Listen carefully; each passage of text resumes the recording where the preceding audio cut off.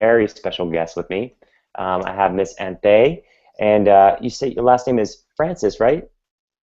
Yeah, it's Anthea Francis. Anthea. Anthea. I'm sorry. I'm not too familiar with Australian names. Um, so Anthea is coming to us all the way from the other side of the world, and I just wanted to impress upon you guys how grateful I am because she's waking up at, I want to say it's like 6 a.m. there.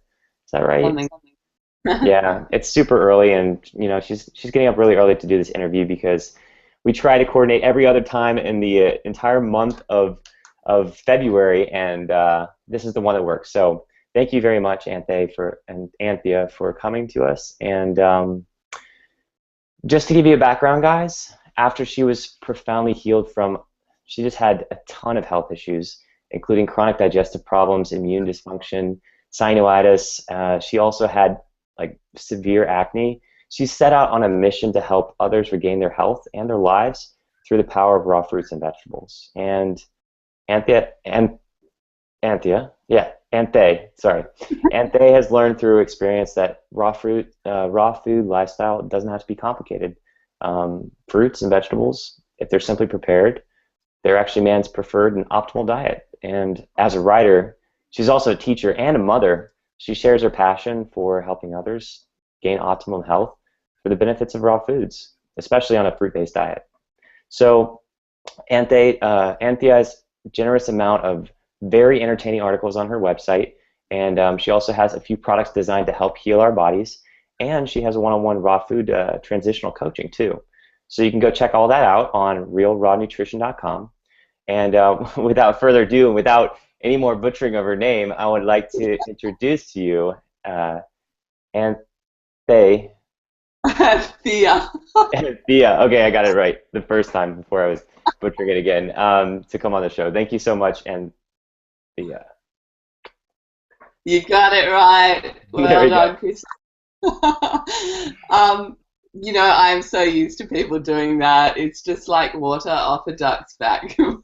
I get Anthony, I get all sorts of things. So it's completely fine with me. And I just want to say thank you so much for having me on this show. I feel really honored to be here, and I love talking about health. I love talking about how we can heal our health. How it's really doable. It's really possible, and it's not.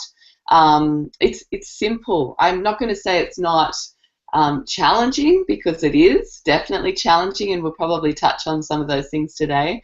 But it is definitely doable, and if you have a vision for regaining your health, you absolutely can do it. Gotcha. Very cool.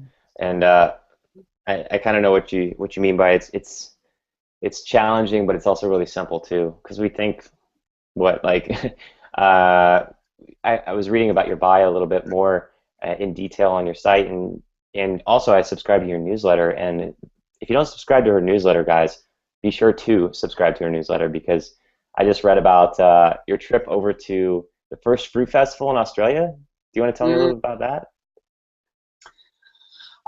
Yeah, that was a bit of a dream of mine for, pretty much the whole 3 years that I've been living and eating this way. I wanted to go to the Woodstock Fruit Festival, and I didn't know how we were going to get there, because I wanted to take my whole family.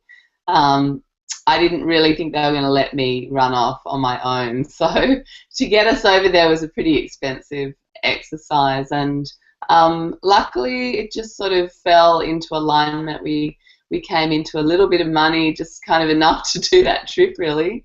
Cool. So it was one of those experiences of just, the universe manifesting what I wanted. And yeah, it was a really wonderful experience. I really recommend that if you ever get the experience to go to that festival, or any of the fruit festivals, they're really they're just wonderful ways of actually seeing this diet and lifestyle really working in action, because you're meeting people who've been doing it for the long term, people who are just looking radiant in health and vitality and energy, and It's just really inspiring, and it's kind of like a safeguard from the world for, a week. You can kind of put yourself in there and just, feel like you're the normal one.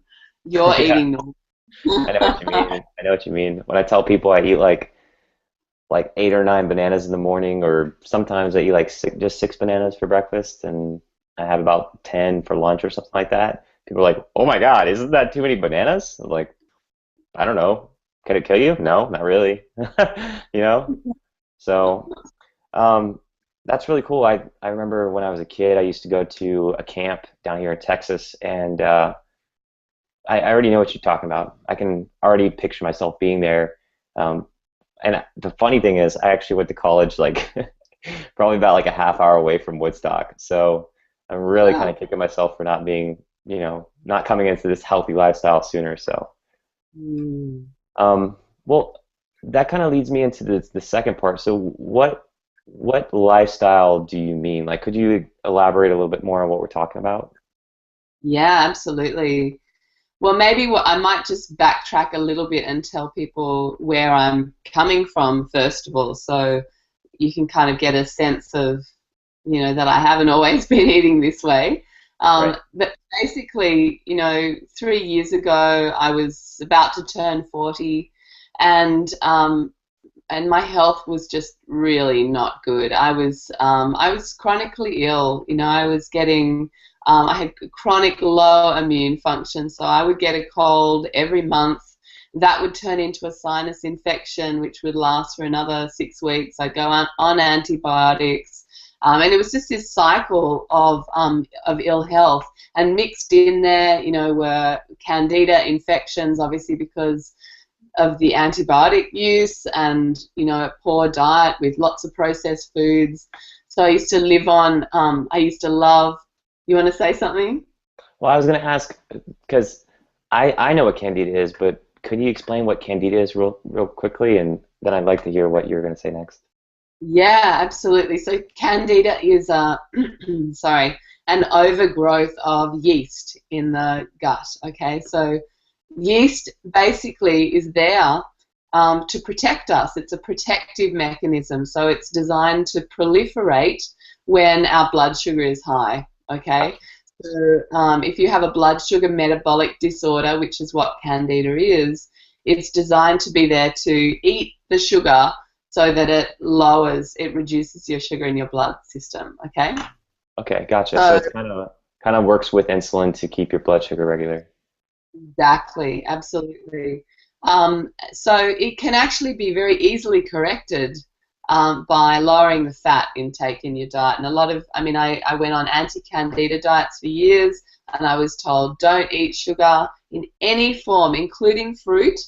You can have lemons and maybe grapefruit, and only have one lemon a day, and that's about it. And do you think you can survive eating that low amount of? I mean, it's just crazy. But anyway, so Yeah. I tried for years, and I had some success with it to a certain point. But as soon as I started eating more fruit or more any kind of sugar, it would proliferate. But the problem was not the sugar.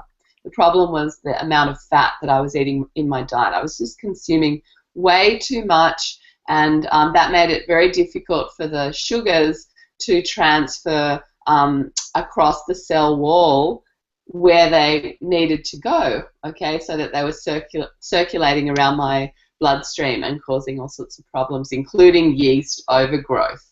Okay, so Yeah. anyway, that's what Candida is. Lots of things, my skin, even at 40, I was still breaking out, and I was just thinking, I'm going to be a geriatric with acne. This is just Yeah. absolutely crazy. And, I was gonna say, I so was gonna say, if you didn't mention your age, I would have thought you're. I mean, I know you've got kids and everything, but I would have thought you're probably like 35, maybe, in your early 30s still, just well, because that's from your compliment. pictures and stuff on Instagram and stuff like that. So, I mean, Thank you. I'm look great. 43. Thank you. Anyway, so I was sick, and I was really looking for answers, and I had done a raw food diet about probably 8 or 9 years ago now, maybe nearly 10 years ago now actually, but it was a very much a gourmet raw foods kind of approach. So I did it for about 6 months Mm-hmm. religiously, and I made lots of recipes and dehydrated stuff and used superfoods and all sorts of things like that. And I lost an incredible amount of weight on it. Like I was Great. much, much thinner than I am today. Like I was, yeah, I was seriously thin. I think I looked a bit anorexic actually. It just didn't work with my digestion. Mm-hmm. I'm still experiencing a lot of digestive problems, and my energy was a lot lower than it is today. And um, yeah, so it wasn't the perfect thing, and I fell off that diet. I just couldn't maintain all the mixing and Mm-hmm. dehydrating, sprouting, and I'd have to kind of prepare a meal 3 days in advance of when I would actually eat it.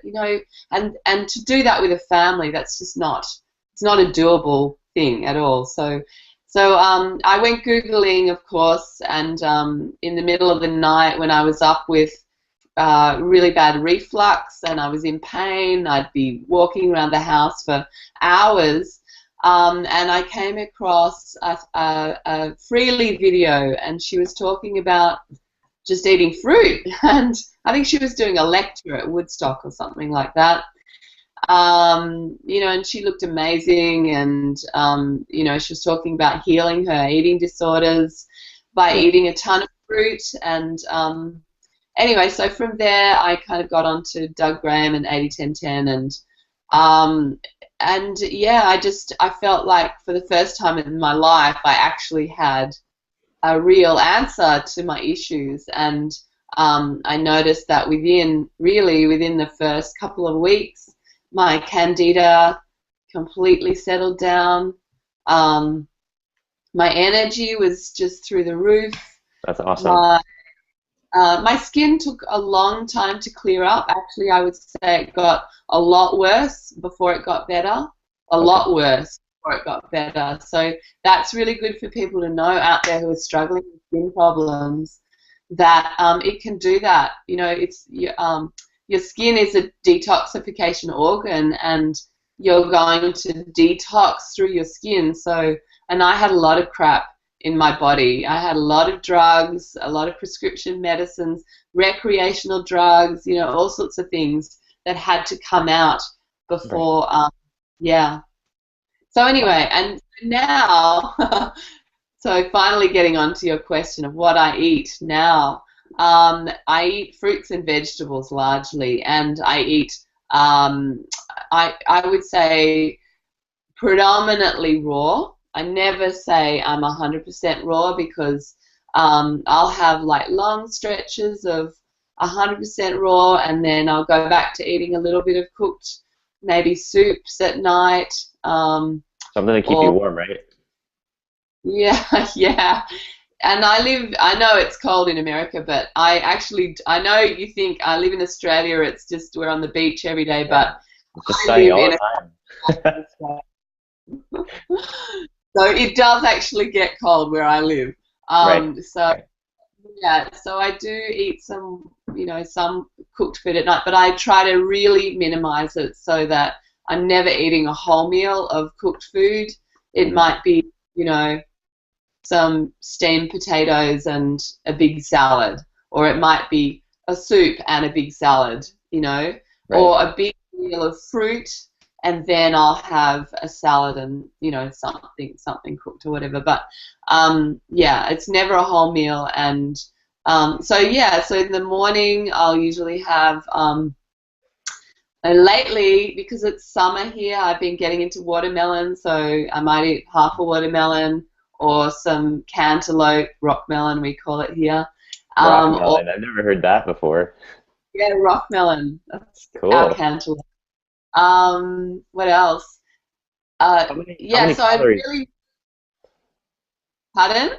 how many calories would you say someone would need to eat in a day, based on if they're eating mostly like organic, you know, we say raw, I say whole, you say raw, they say whole. It's like, the point is eating more plants and fruits and vegetables, like how many calories should someone eat on that kind of, if that predominates their diet?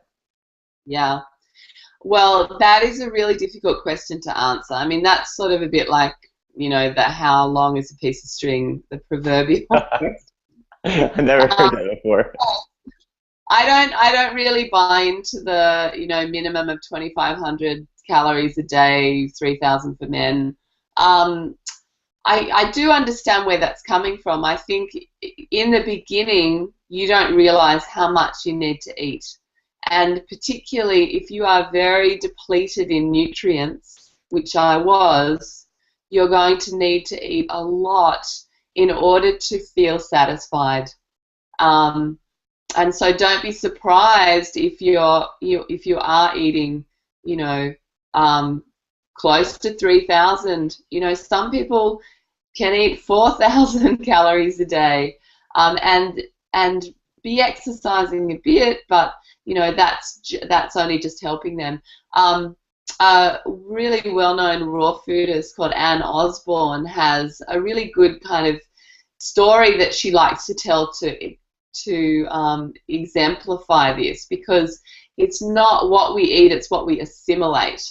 Okay. Gotcha. So for some people, for instance, person A, he might have been born naturally, he might have, actually, no, let's just do person. So person A might have been born by cesarean section, might have been immunized from birth, might have been bottle fed, might have grown up with eating lots of processed food and lots of junk food, and then, taken recreational drugs as a young adult or teenager, lots of alcohol, cigarettes. Basically, like everything that's going to kill you. Exactly, all those things. And might only need to eat 2,000 calories a day. Sorry, hang on. Other one around. Yeah, I only more, right? might have to eat 4,000 calories a day to assimilate 2,000 or even less than 2,000. Person B might have been born naturally, not immunized, had been breastfed, eaten organic foods their whole life, and they might only need to eat 2,000 calories a day to assimilate nearly all of that. So in the beginning, you're going to need to eat a lot more until your body is cleaned out, until your body is able to begin to absorb those nutrients. And you find over time that you have to eat less and less in order to sustain yourself. And fasting is another way that you might find you actually start to reduce your calories as well, because fasting is such a profound healing process that you will naturally start to absorb the nutrients from your food so much more after a fast. So you'll actually reduce your calories again. And this is the problem people find after they fast. They'll then break the fast really badly. They'll binge on food. They'll be eating more than they need, and so they'll gain all the weight back. So anyway, I'm kind of digressing a bit, but I don't know if that answers your question. But I think, I mean, personally for me, I think calorie counting in the beginning was a really useful thing to do, because it just, you don't realize how many calories are in fruits and vegetables compared to a meat pie or, something really calorie dense, biscuit. Right. French fries and hamburgers. That's exactly. England, Australia, US. We all got French fries and fish and chips, hamburgers, French fries. Those foods are very, very calorie dense. So when you change to a plant-based diet, you're going to need to eat a lot more volume to get the same amount of calories. Okay. Right. So I do recommend it in the beginning, but then after a while, it's kind of better to just really feel your body and feel how your body's, if you are craving certain things, you might be craving salty foods or something like that, then you need to eat more greens in your diet to kind of satiate that. that craving. And if you're craving calorie-dense food, usually you need to eat more fruit. That's a pretty good kind of rule of thumb that I use. Very cool. That's good. So the greens, actually, well, I would like to hear a little bit more about why the greens can satiate the saltiness. And at the same time, also, could you kind of tie in how you feel about nightshades? And because that was something I came across, I want to say like maybe about like 3 or 6 days ago or something. I was reading somewhere on someone's Primal blog, like the reason why we don't eat nightshades, and like you're cutting out like tons of plant foods that have been in our diet for hundreds of thousands of years. Why are you going to cut those out? How do you feel about nightshades, and also how does eating more greens satisfy that saltiness? Okay, so that's a really good question. Greens, I mean, fruit is wonderful, and there are pure fruitarians out there who just eat fruit, and Anne Osborne is actually one of those. She says that because she eats a very very mineral-rich fruit, so she knows exactly where her fruit's coming from. Often it's homegrown fruit, picked straight off the tree, that's fully sun-ripened, and has its full mineral and vitamin count. Because of that, she is getting what she needs. But for most of us who are buying shop-bought fruit, we don't really know where it's coming from. We're buying conventional for the most part. We're probably not getting the mineral quality in our fruit that we need. So we do definitely need to rely on greens. And even a lot of the greens that we're buying as well aren't, they're just not as mineral rich as they should be. So preferably going for homegrown vegetables that are not sprayed, that have come from really mineral-rich soils, are much higher in minerals, higher in sodium, and it's the sodium often that we're craving, particularly when we step away from processed foods, which are very high in sodium chloride, which is not what we want in our bodies. NaCl, right? We want sodium. We don't want sodium chloride. So so we need to eat the greens in order to meet our mineral needs, basically. And in terms of nightshades, it's a really interesting question. Well, nightshades are basically plants that produce a chemical called solanine. It's naturally produced, and solanine is an. Pardon? How do you spell it? Solanine. Okay, so solanine is an alkaloid, and basically an alkaloid is produced by the plant to protect itself from getting overeaten, basically. So all living beings have some kind of don't need too much of me, exactly. That's so they produce. That's like that's the argument that every single person that's so like convinced that we need to eat meat is like, yeah, but you're hurting the plants. Like, you're actually right. The plants are developing a defense mechanism. So. Well, yeah.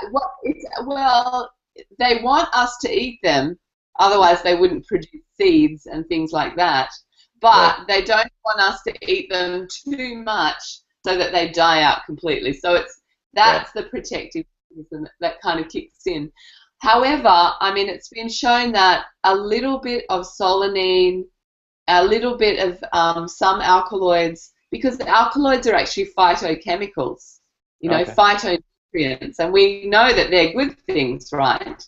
But it's a little bit of a, as long as we have a little, not too much, then it's actually good for us, and it actually has a protective benefit on our bodies.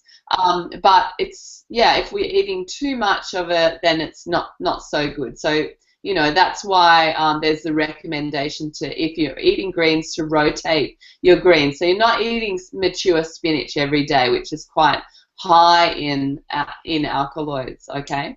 However, we're coming back to coming back to Right. the nightshades, you know, some people don't tolerate nightshades, okay, and they get joint aches, they get headaches, they might get rashes. If you're in Mm-hmm. that camp, don't eat them. And you'll know if you're in Pretty that simple, camp. right? If you go off them for a month, so we're talking about, you know, things like potatoes, eggplant, tomatoes, bell pepper, chilies, you know, any kind of pepper. They're all from the nightshade family. And also, by the way, goji berries are also nightshades. A lot Really? of people don't know that. Yeah. So stay away from those things for a month, and then just have a little bit, and then you'll see whether you get a reaction or not. But I eat them. I don't have any reaction to them. I'm so glad. I know Andrew Perlott, another sort of name in the raw food movement. He can't eat them, and he can't eat them in any quantity whatsoever. So a lot of his dressings have no tomatoes. You know, yes, you are cutting out a lot of foods, but for some people, that is what they need to do. So, you know, my advice is just really listen to your body and do what your body is telling you to do. And if you need to live on bananas and, you know, lettuce for a few weeks to be able to tolerate more foods, then you need to do that. I mean, for me, when I first came to this diet, I couldn't eat any citrus for the first probably month because my digestive system was so sore, so ulcerated So that, broken, you know, right? like that, you know, so broken that it was painful to eat anything like that. So I had to completely leave off those things, and also, you know, quite rough vegetables like cabbages and broccoli and that sort of thing. I just couldn't digest those things, so I had to keep it to bananas, you know, things that were really soothing, cucumbers, stuff like that. So, yeah. It's all my I, favorite foods right there. yeah. That's Me actually, too. that's what I ended up. So I started out this entire thing like this. I came back from Europe. I was like smoking, drinking all the time for 30 days straight. When I came back, I started out eating bananas and lettuce, like you said. I had pretty much, I had a lot of mangoes actually because it was during the summer, and yeah, it totally flipped me around. I ended up losing 20 pounds, and that was over like 3 months. And I'm back down to my high school graduating weight, and ever since I've been doing the same thing. You know, I've been doing it for my dad too. I started him pretty much on the Engine 2 diet, and yeah, it's crazy. It's like you start adding in, you know, more fruits and vegetables, and everybody gets cured. You know, so. Mm. Anyways, I know you got to go. Thank you so much for being on the show, and thank you very much for your um, all the knowledge you just dropped on everybody that's watching. So I know that some people might have actually taken that as a the message that you just mentioned: eat what your body craves. Really eat what your body craves, but make sure it's in line with like eating a whole food diet or eating good foods in majority, 80% or more, and then maybe have like some, like I still do a little bit of steamed rice. I actually am going to be posting a video very shortly. I think it's already posted, but I'm going to post it on my blog too about eating out, and I read Dr. Neil Bernard's program. Have you read that? His reversing diabetes program. Yeah, exactly. I think Hurley actually recommended it to his audience, and I saw his video. But it's really cool. It's a good step in the right direction for a lot of people because you can Mm. take if you're a traveling salesperson and you go out on the road a lot, but you don't really take the time to actually cook while you're on the road, just like realistically, who's got time to cook while they're in a plane, you know? But you can take a lot of the meals and tweak them into being healthier, like reduce the salt, no oil, make it vegan, or ask for it to be vegan, and ask for, you know, steamed stuff instead of fried stuff, and that Mm. has helped a lot of people get, you know, into a healthier lifestyle too. And then, like I said too, I always promote eating more whole food plants, which is not cooked. So. Anyways, is there anything else that you wanted to touch upon before we sign off? You're going to go take your kids to work. Yeah, I just really hear you on what you said then. I think that, some people when they come to this lifestyle, they think either they jump in 100% and they change their whole life, which is kind of what I did. Yeah, me too. And then at some point they fall on their face and they, end up kind of binging and going back to bad foods. Me too. Or too hard and they don't do it at all. But I think a period of transition is a really good idea. I mean, if you think about some of the longest term raw food vegans out there, for instance, Doug Graham took something like 20 or 30 years to transition to 100%, fruit-based diet.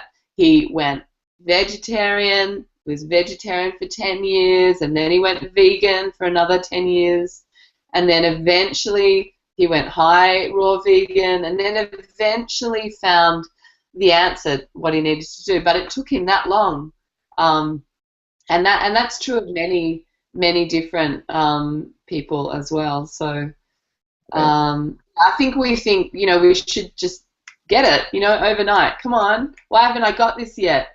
But it's not like that. We put these huge expectations on ourselves and we compare ourselves to Freely or to Durian Rider or to, Christina, who just did it overnight. She just did it and got it. Well, hers is for health reasons, right? She's in the rare exception. Most people will find that they'll take quite a while to transition, and maybe some people might never get to 100%. And it's all about progress and what is your journey? What is the path that you're on? And when you can start just comparing yourself to how you were, that's what's helpful. How were you 5 years ago, 10 years ago, half an hour ago? That's when you start to feel good about what you're actually doing. So yeah, maybe I'll leave it there. Cool, awesome. Well, it's been great talking to you today, and I'd love to do it again sometime. Yeah, for sure. And I wanted to just leave everybody else with real quick before you sign off. So I know I mentioned it before earlier in the video, but how do people get in touch with some of your message? What can they do? Can they subscribe, or can they like or click, or do you want to just go ahead and drop the knowledge on us right now? Yeah, sure. So I have my blog, which is realrawnutrition.com and then /blog. But you don't need that. If you just go realrawnutrition.com, you'll get there. And I also have a YouTube channel. I don't have that many videos, but I plan to make videos my focus this year. And so yeah, you can go to either of those. You can go to my blog and sign up for my newsletter. And yeah, pretty soon I'm going to be changing that to a mini course where you can just get the basic fundamentals of how to live this lifestyle. And I mean, already you get lots of tips. This one, right? You get yeah, that's it. Cool. That's the one. Right. Check out realrawnutrition.com, guys. Yeah, that's cool. Sweet. That's it. Okay. Yeah, and I share a lot of my personal history and different struggles that I've had and lots of stories. So yeah, I look forward to seeing people there and meeting you personally. I get lots of people emailing me, asking me questions, and I love that sort of banter with my readers. So yeah, thanks for listening. Well, thank you for being on the show, and I'll post the information down in the comments, the description and comments below, and I'll let you go ahead and get off to take care of your kids. So thanks again. Thanks, Christian.